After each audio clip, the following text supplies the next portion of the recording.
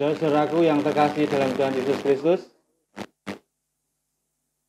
pada malam hari ini kita memasuki bahan pemahaman Alkitab 2 bulan kebangsaan yang bertemakan bertumbuh dalam iman, kepedulian, dan kreativitas. Terima kasih Bapak Anton dan Bapak Yudi yang telah meluangkan waktu untuk berdiskusi pemahaman Alkitab pada malam hari ini. Dan marilah kita awali dengan memuji nama Tuhan yang terambil dari Kidung Jemaat 336.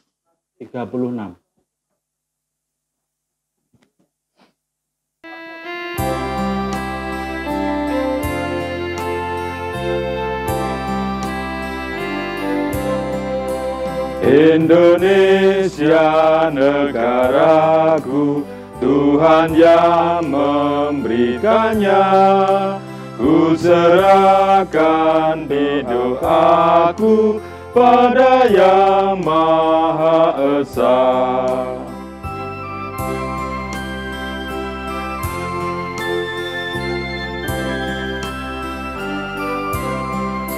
Bangsa rakyat Indonesia, Tuhanlah pelindungnya. Dalam suka serta suka, Tuhan yang dipandangnya.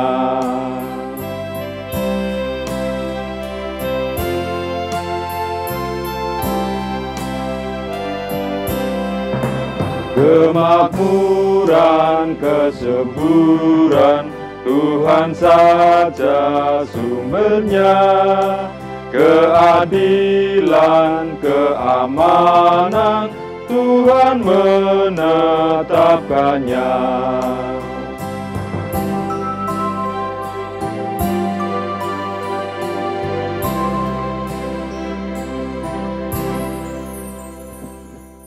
Saudara-saudaraku yang terkasih dalam Tuhan Yesus Kristus, sebelum kita memahami Alkitab, marilah kita buka dalam doa yang akan dipimpin oleh Bapak Anton. Jemaat yang kasih dalam nama Tuhan Yesus Kristus, sebelum kita awali pemahaman Alkitab pada malam hari ini, marilah kita berdoa. Saya pimpin. Tuhan Allah Bapa kami yang penuh kasih, kami mengucap syukur ya Tuhan atas berkat-berkat-Mu yang Kau telah berikan pada kami semua. Pada malam hari ini kami akan melanjutkan bahan bulan kebangsaan 2020 dengan PA kedua ya Tuhan. Kiranya Engkau turun di tengah-tengah kami dan memimpin pemahaman Alkitab pada malam hari ini. Bapa yang penuh kasih, kami serahkan ya Tuhan, pemahaman Alkitab pada malam hari ini hanya di tangan kuat kuasa-Mu saja. Bapak Yudi yang akan memimpin PA pada malam hari ini, kiranya Engkau berikan kepandaian, kebijaksanaan, dan Engkau sendiri yang akan terucap dalam pemahaman Alkitab pada malam hari ini. Bapak yang penuh kasih, semua ini keserahkan ya Tuhan, hanya di dalam nama Tuhan kami, Yesus Kristus. Terima kasih Tuhan. Amin. Terima kasih Pak Anton yang telah membuka dengan doa untuk pemahaman Alkitab pada malam hari ini. Dan selanjutnya kami serahkan ke Pak Yudi yang akan memimpin jalannya pemahaman Alkitab pada malam hari ini. Pak Yudi. Terima kasih Pak Mariono atas waktunya yang diberikan pada saya. Mari kita akan buka bahan kebangsaan yang telah kedua kali ya nih Mas Mariono? Betul. Ketiga kali ya. Yang pertama pembukaan, yang bahan kedua bahan dasar, PA1, yang PA2, kedua PA1, dan ini masuk ke PA2. Dengan judul bertumbuh dalam iman, kepedulian, dan kreativitas. Kita akan buka bacaan kita pada Kisah Para Rasul 11 ayat 19 sampai 30 dan Kisah Para Rasul 13 ayat 1 sampai 36. Kisah Para Rasul 11 ayat 19 sampai 30. Monggo Pak Mariono. Bacaan yang pertama terambil dari Kisah Rasul 11 ayat 19 sampai 30 yang demikian firman Tuhan. Barnabas dan Saulus ke Antiokhia. Sementara itu banyak saudara-saudara telah tersebar karena penganiayaan yang timbul sesudah Stefanus dihukum mati. Mereka tersebar sampai ke Fenisia, Siprus, Antiokhia, namun mereka memberitakan Injil kepada orang Yahudi saja. Akan tetapi di antara mereka ada beberapa orang Siprus dan orang Kirene yang tiba di Antiokhia dan berkata-kata juga kepada orang-orang Yunani dan memberitakan Injil bahwa Yesus adalah Tuhan. Dan tangan Tuhan menyertai mereka dan sejumlah besar orang menjadi percaya dan berbalik kepada Tuhan. Maka sampailah kabar tentang mereka itu kepada jemaat di Yerusalem. Lalu jemaat itu mengutus Barnabas ke Antiokhia. Setelah Barnabas datang dan melihat kasih karunia Allah, bersukacitalah ia. Ia menasihati mereka supaya mereka semua tetap setia kepada Tuhan. Karena Barnabas adalah orang baik, penuh dengan Roh Kudus dan iman. Sejumlah orang dibawa kepada Tuhan. Lalu pergilah Barnabas ke Tarsus untuk mencari Saulus, dan setelah bertemu dengan dia, ia membawanya ke Antiokhia. Mereka tinggal bersama-sama dengan jemaat 1 tahun lamanya. Sambil mengajar banyak orang, di Antiokhia lah murid-murid itu untuk pertama kalinya disebut Kristen. Pada waktu itu datanglah beberapa nabi dari Yerusalem ke Antiokhia. Seorang dari mereka yang bernama Agabus bangkit dan oleh kuasa roh ia mengatakan bahwa seluruh dunia akan ditimpa bahaya kelaparan yang besar. Hal itu terjadi juga pada zaman Claudius. Lalu murid-murid memutuskan untuk mengumpulkan suatu sumbangan sesuai dengan kemampuan mereka masing-masing dan mengirimkannya kepada saudara-saudara yang diam di Yudea. Hal itu mereka lakukan juga dan mereka mengirimkannya kepada penatua-penatua dengan perantaraan Barnabas dan Saulus. Terima kasih Pak Mariono. Dan dilanjutkan bacaan kita pada malam hari ini, Kisah Para Rasul 13 ayat 1 sampai 36. Kisah Para Rasul 13 ayat 1 sampai 36. Monggo Pak Anton. Ya, terima kasih. Bacaan yang kedua diambil dari Kisah Para Rasul 13 ayatnya yang pertama sampai yang 36.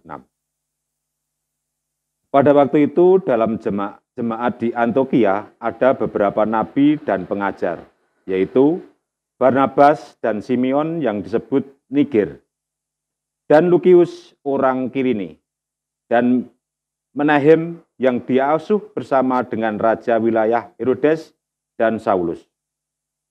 Pada suatu hari ketika mereka beribadah kepada Tuhan dan berpuasa, berkatalah Roh Kudus, "Khususkanlah Barnabas dan Saulus bagiku untuk tugas yang telah kutentukan bagi mereka." Maka berpuasa dan berdoalah mereka. Dan setelah meletakkan tangan ke atas kedua orang itu, mereka membiarkan kedua pergi. Saulus dan Barnabas di Pulau Siprus.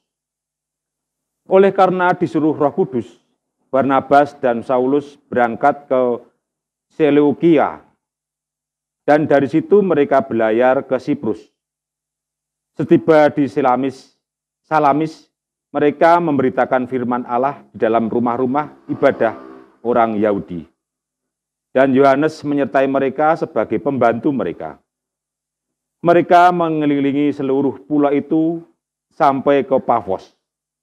Di situ mereka bertemu dengan seorang Yahudi bernama Bar Yesus. Ia seorang tukang sihir dan nabi palsu. Ia adalah kawan gubernur pulau itu, Sergius Paulus, yang adalah orang cerdas. Gubernur itu memanggil Barnabas dan Saulus karena ia ingin mendengar firman Allah.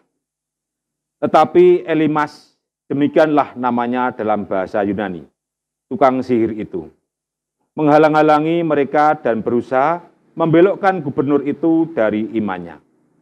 Tetapi Saulus, juga disebut Paulus, yang penuh dengan Roh Kudus, menatap dia dan berkata, "Hai anak iblis, engkau penuh dengan rupa-rupa tipu muslihat dan kejahatan. Engkau musuh segala kebenaran. Tidaklah engkau akan berhenti membelokkan jalan Tuhan yang lurus itu? Sekarang lihatlah, tangan Tuhan datang menimpa engkau, dan engkau menjadi buta. Beberapa hari lamanya engkau tidak dapat melihat matahari." Dan seketika itu juga orang itu merasa diliputi kabut dan gelap. Dan sambil meraba-raba, ia harus mencari orang untuk menuntun dia. Melihat apa yang telah terjadi itu, percayalah gubernur itu, ia takjub oleh ajaran Tuhan. Lalu Paulus dan kawan-kawannya meninggalkan Pafos dan berlayar ke Perga di Pamfilia. Tetapi Yohanes meninggalkan mereka lalu kembali ke Yerusalem. Dari Perga mereka melanjutkan perjalanan mereka. Lalu tiba di Antioquia di Pisidia. Pada hari Sabat mereka pergi ke rumah ibadat, lalu duduk di situ.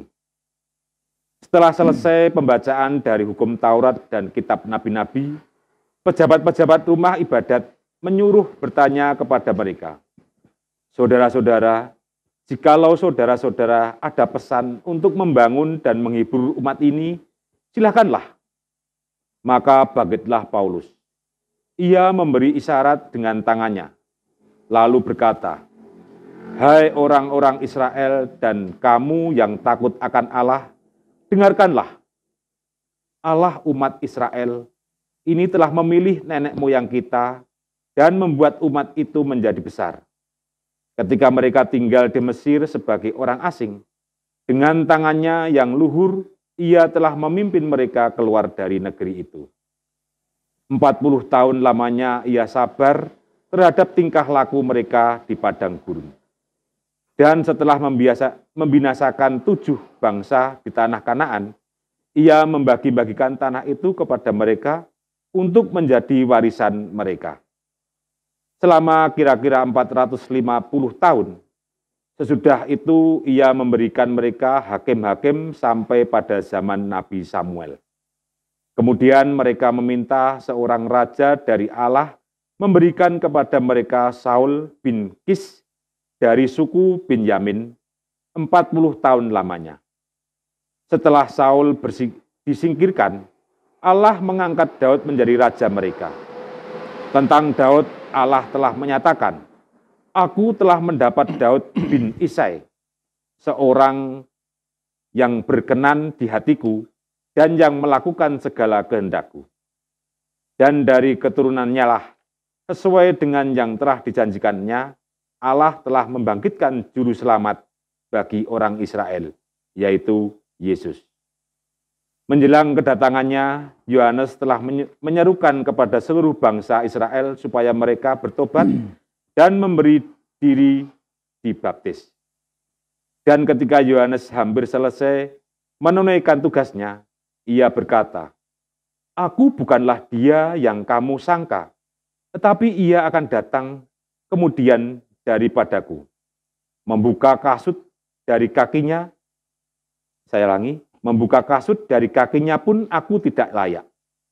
Hai saudara-saudaraku, baik yang termasuk keturunan Abraham maupun yang takut akan Allah. Kabar keselamatan itu sudah disampaikan kepada kita. Sebab penduduk Yerusalem dan pemimpin-pemimpinnya tidak mengakui Yesus. Dengan menjatuhkan hukuman mati atas dia, mereka menggenapi perkataan nabi-nabi yang dibacakan setiap hari Sabat.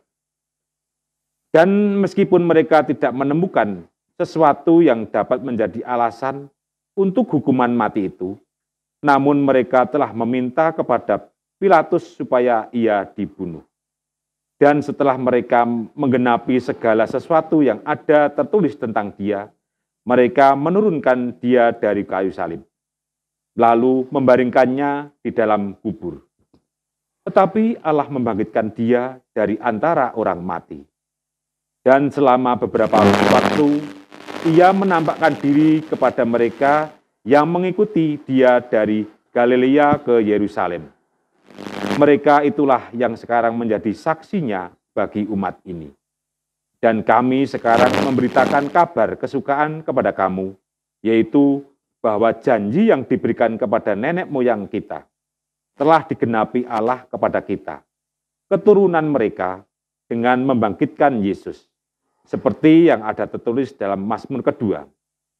Anakku, engkau, aku telah memperanakkan engkau pada hari ini. Allah telah membangkitkan dia dari antara orang mati, dan ia tidak akan diserahkan kembali kepada kebinasaan. Hal itu dinyatakan oleh Tuhan dalam firman ini. Aku akan menggenapi kepadamu janji-janji yang kudus yang dapat dipercayai, yang telah diberikan kepada Daud. Sebab itu ia mengatakan dalam Mazmur yang lain, engkau tidak akan membiarkan orang kudusmu melihat kebinasaan. Sebab Daud melakukan kehendak Allah pada zamannya. Lalu ia mengangkat dan dibaringkan di samping nenek moyangnya. Dan ia memang diserahkan kepada kebinasaan. Demikianlah firman Tuhan. Terima kasih Pak Mariono, Pak Anton atas bacaannya. Dan di sini cerita di dalam Alkitab ini terkhusus bagi jemaat di Antioquia. Yang di sana ceritanya seperti apa yang ada di dalam bahan bulan kebangsaan pada saat ini. Di sana itu pertama kalinya orang percaya kepada Tuhan itu disebut Kristen.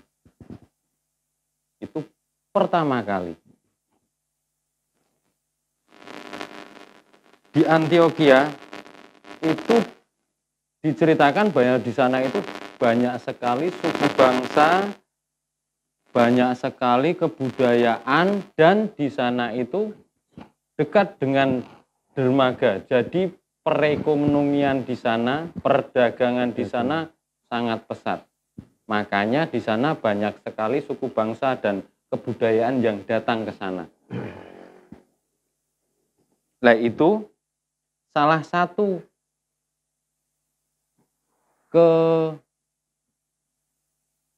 kekuatan orang-orang jemaat di Antioquia dengan imannya yang teguh, dengan kepeduliannya yang baik dengan teman-temannya, dengan saudara-saudaranya, dengan jemaat-jemaat di sana, dan kreativitas mereka untuk menjadi gembala Tuhan, menjadi penginjil di sana.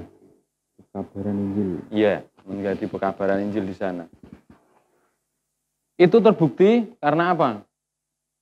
Dengan banyak suku bangsa, dengan banyak beraneka ragam budayaan, dengan banyaknya orang asing datang ke sana karena apa?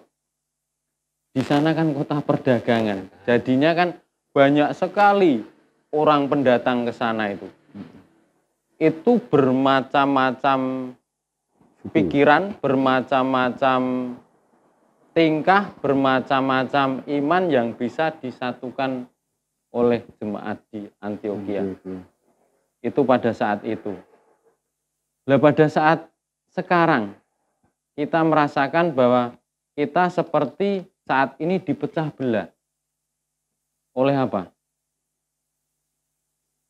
Oleh keadaan sekarang ini, oleh penyakit. Yang penyakit ini belum tentu kapan akan berakhir dari muka bumi ini. Karena apa? Semuanya terjangkit. Bukan hanya Indonesia, seluruh dunia. tapi seluruh Indonesia, seluruh dunia itu merasakan.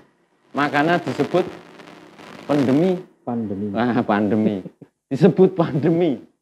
Karena apa? Semuanya itu merasakan. Nah, di sini seperti apa yang dirasakan oleh masyarakat di jemaat di Antioquia, bahwa dengan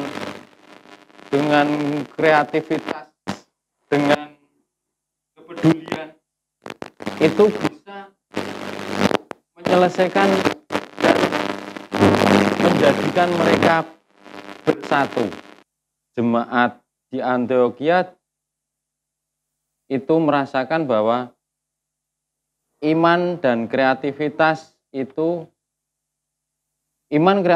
saling membantu itu dibutuhkan dalam kehidupan kita sehari-hari. Dan di Antioquia terhadap orang-orang baru, mereka tidak menolak, tapi mereka merangkul. Orang-orang baru tidak seiman dengan mereka rangkul. Itu akan diambil kreativitasnya, diambil ilmunya untuk mereka bisa menambah ilmu dan bisa ilmu itu disebarkan untuk menyebarkan iman mereka yang percaya kepada Tuhan. Di sini kita dapat mendapati bahwa hal-hal yang menarik yang ada di jemaat Antioquia. Yang pertama, sebagai jemaat yang terbuka, menerima apa yang diberikan oleh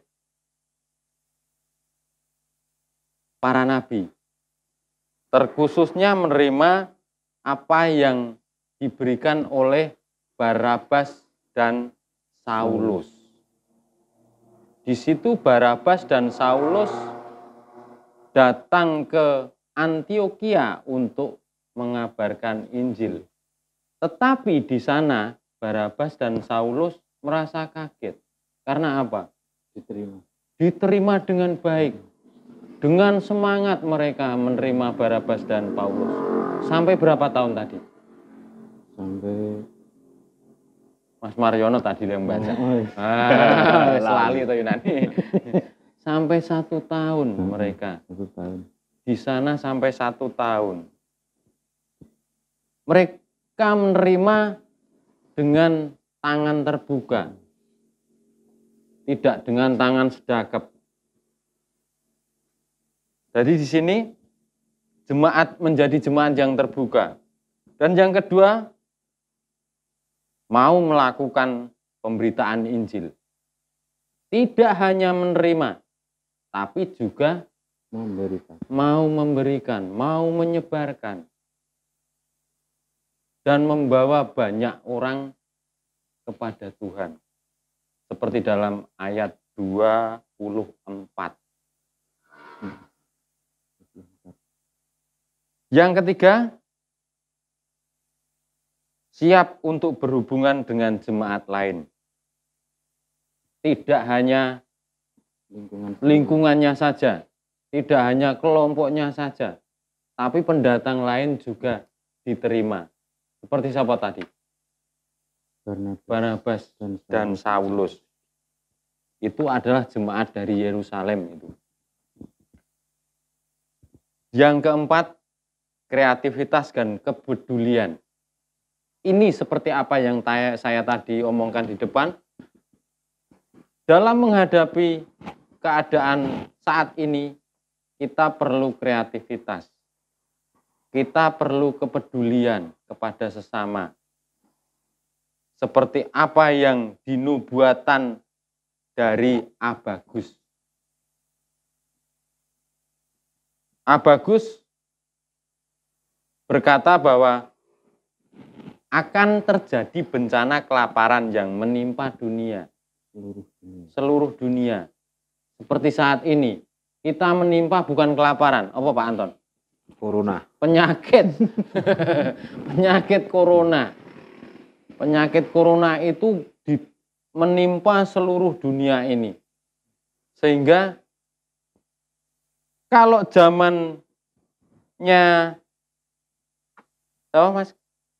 Antioquia, jemaat di Antioquia itu di nubuatan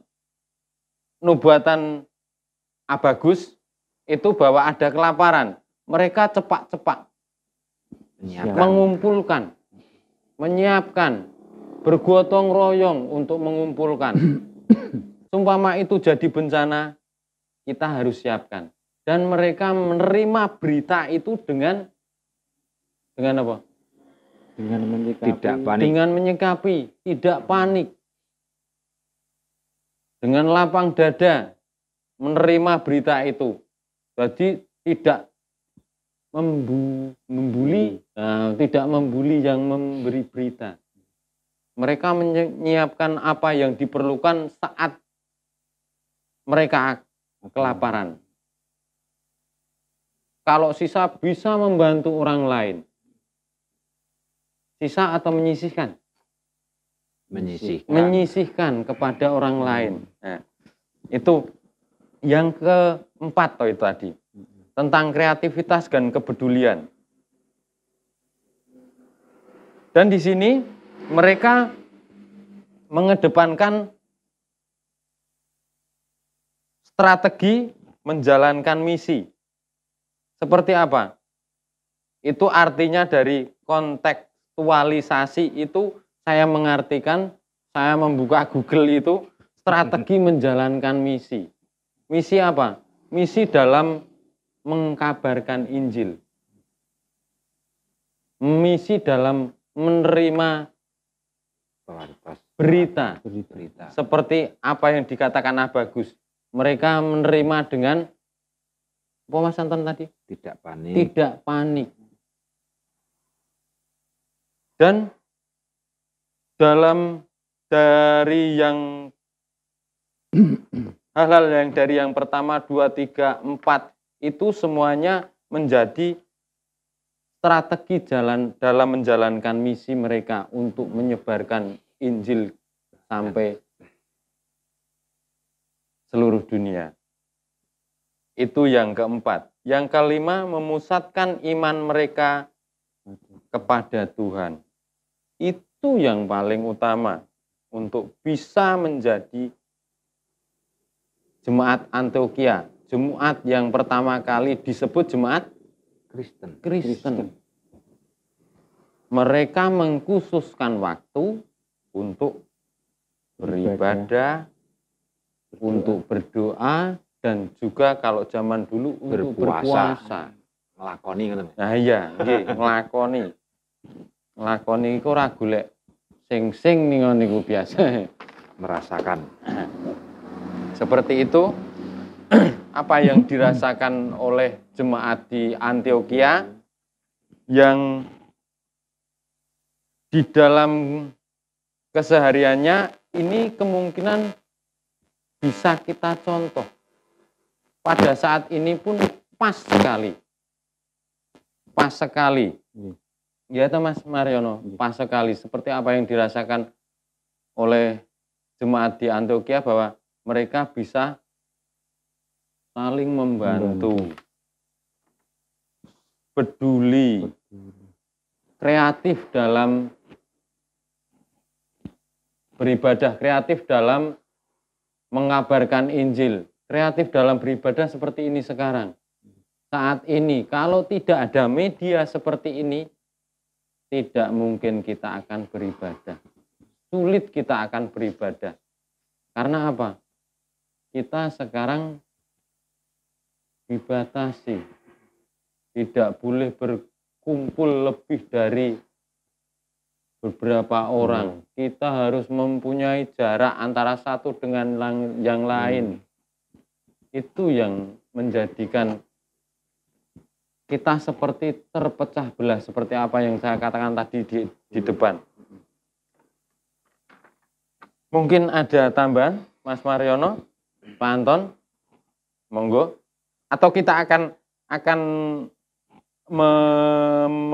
menjawab apa yang ada dalam ini, kan ada pertanyaan toh, Mas. Ya.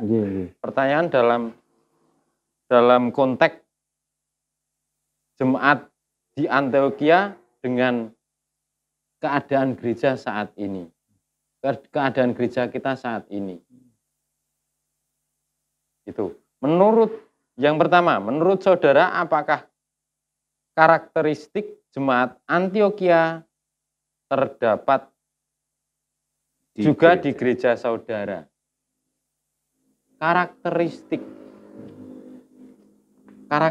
apa, Pak Mariono? Karakter nggih.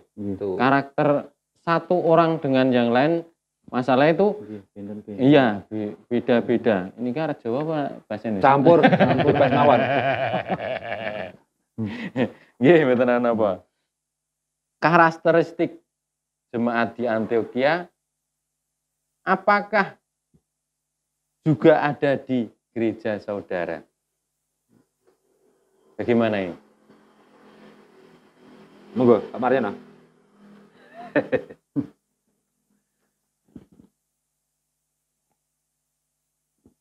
Mungkin ini kan saat ini kita menghadapi pandemi penyakit corona ya. Karakteristik di dalam keadaan seperti ini, untuk kita, karakteristik kita itu kita beribadah di rumah kita sendiri-sendiri. Dengan kita mendengarkan, melihat, bisa mendengarkan, bisa melihat, karena di radio juga nonton di radio. Di media sosial YouTube juga ada. Itu walaupun kita saat ini sendiri-sendiri, di rumah sendiri-sendiri, kita beribadah. Masih tetap bisa beribadah. Itu kita masih, itu menjadi salah satu kreatif. Seperti apa yang saya katakan tadi di depan, kreatif. Seperti jemaat di Antioquia. Di sini kreatif untuk beribadah. Itu pendapat saya tentang pertanyaan nomor setunggal. Monggo untuk tambahan dari Pak Mariono, Pak Anton. Nggih. Menawi kula untuk pertanyaan nomor 1, menurut saudara apakah karakteristik jemaat Antioquia terdapat juga di gereja saudara? Jawaban saya ya. Ya. Itu jemaat di Lugandeng khususnya itu peduli dengan jemaat yang lain, bahkan dengan warga sekitar. Ya. Itu yang saya rasakan. Ya. Anton, ada tambahan? Ya, kalau menurut saya dari pertanyaan di nomor 1 ini, menurut saudara, apakah karakteristik jemaat Antioquia terdapat juga di gereja saudara? Menurut saya itu jelas sekali di gereja khususnya Lugandeng, bahwa gereja Lugandeng bisa terbuka. Dalam arti kita bisa terbuka kepada sesama terhadap mentaati aturan-aturan, contohnya aja mentaati aturan di dalam situasi saat ini, yaitu new normal ini, kita melakukan ibadah online dan tidak melakukan ibadah offline di gereja. Itu sudah melakukan taati aturan-aturan terhadap pemerintah. Itu mungkin terbuka terhadap pemerintah. Mau mentaati pemerintah. Mentaati peraturan dalam situasi saat ini ya, Mas. Itu menurut saya. Dan di sini juga kita bisa menjaga antara satu dengan yang lain, itu menjaga kebersihan. menjaga jarak seperti apa yang di Protokol. protokol kesehatan tentang menjaga jarak, menjaga kebersihan itu Pakai juga masker. pakai masker itu juga peduli kepada sesama itu. Nah, untuk nomor 2 tentang pertanyaan nomor 2, kendala apa saja yang menjadi karakteristik jemaat Antioquia tidak sepenuhnya dapat terwujud dalam gereja saudara. Kendala apa saja yang menjadi karakteristik jemaat Antioquia yang tidak dapat terwujud di gereja saudara? Adakah kendala? Pasti ada, Pak. Pasti ada. Pasti ada. Tapi kendalanya sifatnya person kalau saya, menurut saya. Iya. Ya kalau dihubungkan di itu tadi di Antioquia tadi ada satu tergolong jemaat yang terbuka, memberitakan Injil, siap terhubung dengan jemaat lain, Ya. kreativitas dan kepedulian, dan Iman. memusatkan iman pada Tuhan. Nah itu mungkin secara pribadi semua itu kan kendala-kendala apa saja yang tidak bisa diterapkan di dalam 5 hal itu tadi. Iya. Mungkin saya pada saat ada suatu acara ora iso ngibadah. Nah itu Mungkin yang lainnya mau peduli tapi tidak awake loro, Nah, arep melu kerja bakti tidak bisa. Seperti itu kan salah satu wujud kepedulian. kepedulian. Kreativitas, seperti kreativitas saat ini kita melaksanakan apa itu? Bible online nggih. Ibadah online. Bible nek ini bukan Ya, ibadah. PA. PA online ini kadang ada kendala, kadang ono kresek-kresek, kadang Batu udan, nentek. kadang. Nah, seperti itu adalah kendala-kendala yang kecil gitu. mungkin saudara-saudara juga merasakan. Nah, untuk kendala-kendala ini marilah kita merenungkan di dalam kehidupan kita, apakah kita sudah bisa menjadi jemaat yang terbuka, apakah kita sudah bisa melakukan pengabaran Injil, apakah kita Terhubung dengan jemaat lain. bisa berhubungan dengan jemaat lain, mempunyai kreativitas dan kepedulian, dan Memusatkan iman kepada Tuhan. Ada satu lagi pertanyaan yang terakhir. Hal-hal apa sajakah yang akan saudara kembangkan baik secara pribadi maupun secara komunal, sehingga pertumbuhan dalam hal iman, kepedulian, dan kreativitas dapat semakin terwujud di gereja saudara? Itu. Komunal tadi apa Mas Mariono? Komunal, bersama-sama. Bersama-sama. Bersama-sama. Oh ya bersama-sama ya. Pribadi dan secara bersama-sama. Iya. Hal-hal apa sajakah? Jadi salah satu contoh ya Pak ini Ya. Komisi Diakonia. Komisi. Oh iya. Oh, nek komisi diakonia dari kemarin Baru paling terbentuk. iya. Ini baru terbentuk. Ini baru ya? Iya, Oh ya. baru. Itu kan kemarin nyambut gawe ini paling giat. Dan salah satu programnya untuk diakonia itu untuk pertanyaan jawaban nomor 3 yang komunal itu pendampingan pastoral. Pendampingan pastoral. Hmm. Mendampingi person yang jemaat kurang yang kurang aktif dalam kegiatan gereja. Iya. Ya. Betul. Ada lagi? Kalau saya itu tadi Mas Mariono, komisi diakonia, saya ulangi Mas, itu bukan baru tapi menyempurnakan komisi. Kemarin itu sudah ada komisi. Memperbarui. Dulu cuma 1 orang, sekarang sudah dibentuk ada ketua, sekretaris dan sebagainya. Nah, itu pembaruan komisi diakonia. Salah satunya tadi Pak Mariono menyebutkan program kerja komisi diakonia itu tadi Pak Mar, pendampingan secara khusus ya Pak ya. Ya. Jemaat yang kurang dan sebagainya.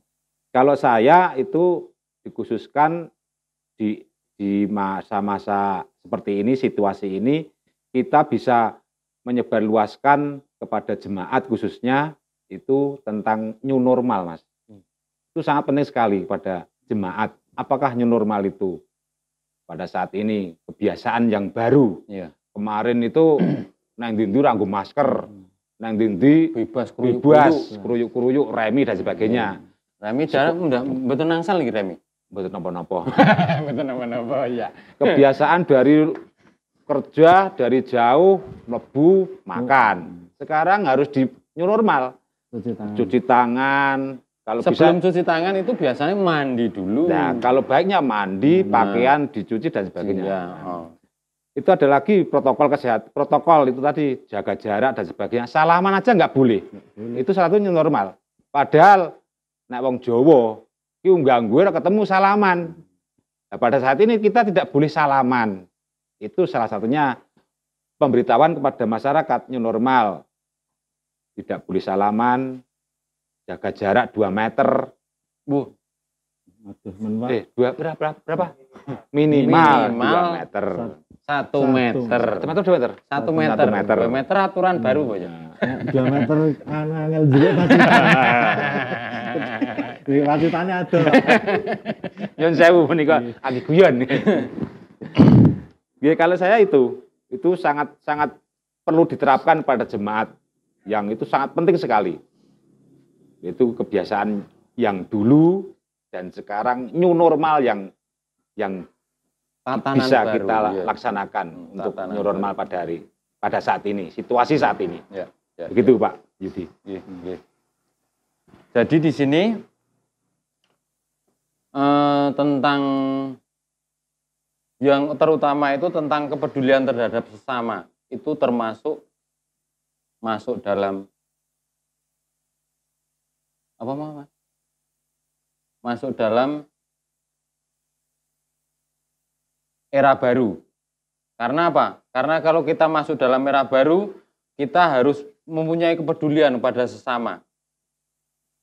Orang lain yang tidak seperti itu mesti kita akan dileki. Itu memberitahu pertama. Dan sekarang diakonia bekerja lebih ekstra keras. Karena apa? Bukan hanya diakonia aslinya itu, tapi semua jemaat harus bekerja keras untuk bisa melakukan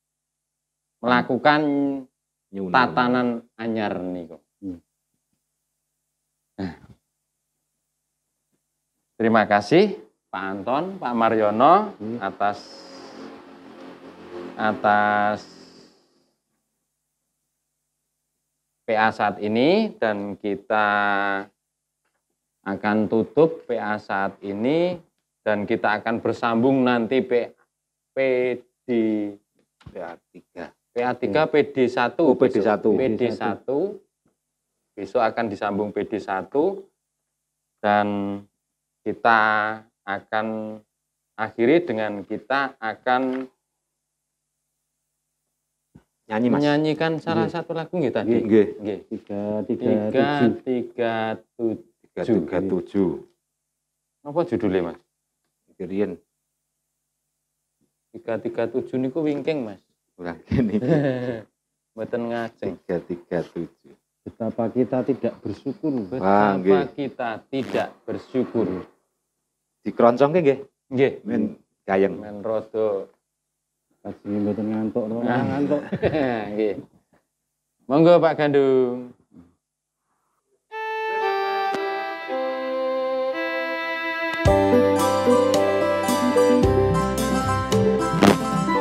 Betapa kita tidak bersyukur,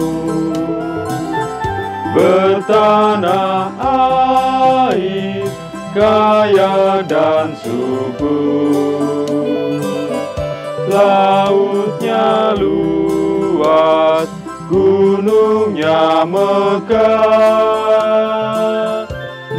hijau padang, bukit dan lembah. Itu semua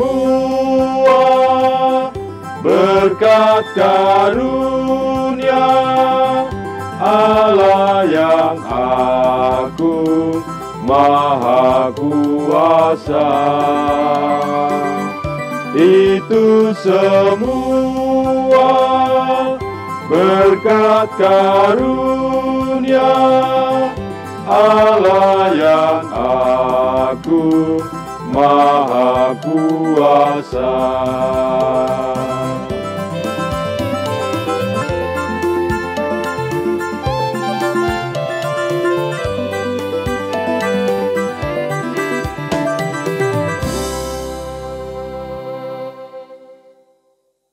Kula wangsulaken malih dumateng Pak Mariono. Monggo. Terima kasih Pak Yudi yang telah bersama-sama dengan Pak Anton membahas Alkitab dari Kisah Para Rasul dengan jemaat di Antioquia. Demikian Bapak, Ibu, dan saudara-saudaraku yang terkasih dalam Tuhan Yesus, pemahaman Alkitab bulan kebangsaan malam ini semoga bermanfaat untuk kita bersama dan Tuhan Yesus memberkati. Dan marilah PA pada malam hari ini kita tutup, kita akhiri dengan berdoa. Saya yang akan memimpin berdoa. Mari kita berdoa. Bapa kami yang bertata dalam kerajaan surga yang mulia, terima kasih Tuhan atas berkat yang telah Kau berikan kepada kami, berkat rohani. Biarlah ya Tuhan, apa yang telah kami pergumulkan pada malam ini, firman-Mu ini akan berguna untuk kehidupan kami pribadi lepas pribadi, akan menjadi pedoman kami untuk melangkah di kehidupan kami selanjutnya, akan menjadi terang bagi langkah kami ya Tuhan. Bapa kami yang di surga, sebentar lagi kami akan pulang. Biarkanlah ya Tuhan, tangan kasih-Mu yang akan menuntun kami, sehingga di perjalanan kami sampai di rumah akan bertemu dengan saudara-saudara kami dengan penuh kedamaian. Bapa kami yang di surga, kami juga berdoa untuk saudara-saudara kami yang pada saat ini sedang sakit ya Tuhan. Biarlah Engkau jamah ya Tuhan dan Engkau sembuhkan. Yang susah ya Tuhan, kiranya Engkau hibur dengan kecapi-Mu yang merdu ya Tuhan. Dan jangan ingin menjauh dari-Mu ya Tuhan. Tariklah dengan tangan kuasa-Mu, agar saudara-saudara kami kembali dan seturut di jalan-Mu. Bapa kami yang di surga, demikianlah doa kami. Doa yang jauh dari sempurna ya Tuhan, kami panjatkan dalam nama Tuhan kami Yesus Kristus. Terima kasih ya Tuhan. Amin.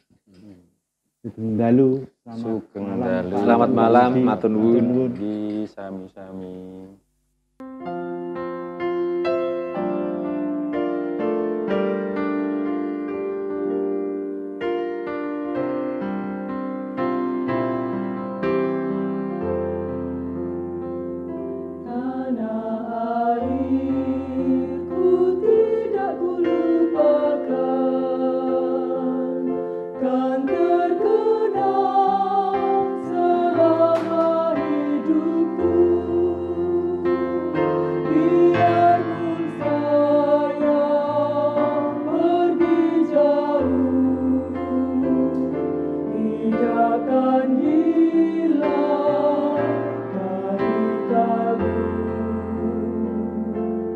Dan aku yang puji